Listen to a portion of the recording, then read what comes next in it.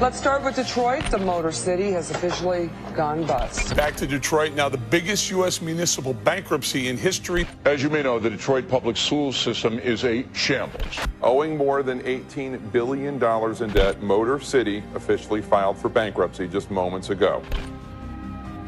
Probably the lowest point was when we were bankrupt and our mayor was inevitably heading to jail, and we were perpetually winning the Worst City of the Year awards and highest crime rate awards and highest insurance rates because your cars are going to get stolen awards. Every bad award you could basically give, we got. It was a city in ruins. Detroit, once booming with a population of 1.8 million people, shrunk to a town of just 700,000. An auto industry that once sustained the city, needing a government bailout of $25 billion. Neighborhoods deserted and a downtown turned into a modern-day ghost town. A year and a half after Detroit filed the largest municipal bankruptcy in U.S. history, roughly $17 billion, Yahoo News was there on the historic day they managed to successfully exit. You know, ironically, we're coming out of this bankruptcy here, the largest municipal bankruptcy ever, and you know, people would think, well, you know, the city's in bankruptcy, the last shoe fell. There was nothing lower that could happen, nothing worse that could kind of go wrong. That was the old Detroit, and this is the new. Today, business is on the rebound. And prominent Detroit-based investors like Dan Gilbert, CEO of Quicken Loans, which has more than 100 companies under its umbrella, are stepping up.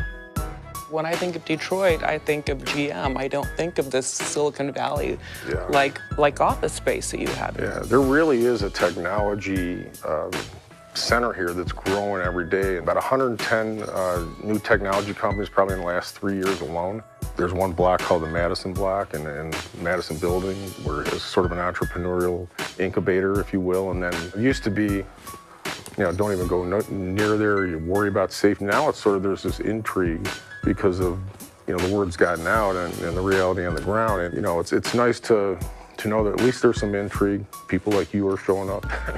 That intrigue has business flocking to a once deserted downtown Detroit.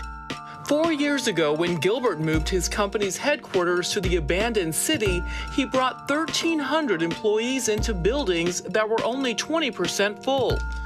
Fast forward to today, downtown office buildings are 95% occupied, and construction in the now chic downtown can't keep up with demand. High-rises are transforming left and right, as was once a crime-ridden ghost town is turning into a modern-day metropolitan gem. Billions of dollars have been invested, and Wall Street is paying attention to the revival, including some of its biggest titans.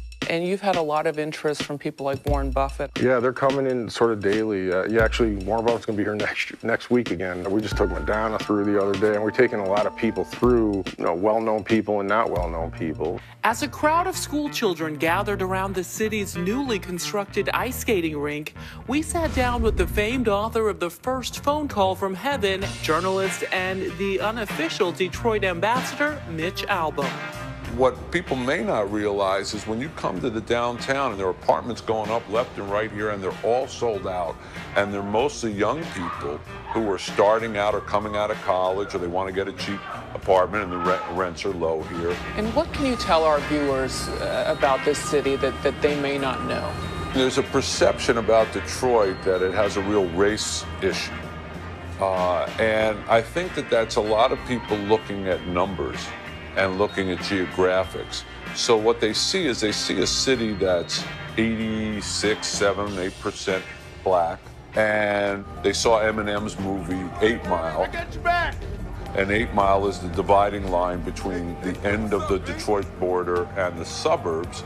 And there's a perception that no one ever crosses over. The truth that people don't understand is that down here, and in all the areas where the new apartments are going up, race is like the last thing that anybody's concerned about. And what about the reputation the city has nationwide? Do you think it's fair? No, I don't think that it's fair. I think that it's improving. And I think in a weird way, Detroit is becoming very chic. It's not all perfect yet. Just blocks away, homes and businesses are blight, with hundreds of millions of dollars from the bankruptcy dedicated to removing the abandoned structures in an effort to give the forgotten parts of the city a chance to start over. It's not going to overcome the decades of sort of reputation that people, or the images that people seen in their minds. So the main thing I always try to get across to everybody, just get here. Just get people here for a couple hours. Don't tell them about it on the phone, or don't write about it. Until you're here and can feel it and see it, you're not going to understand how exciting the opportunity is.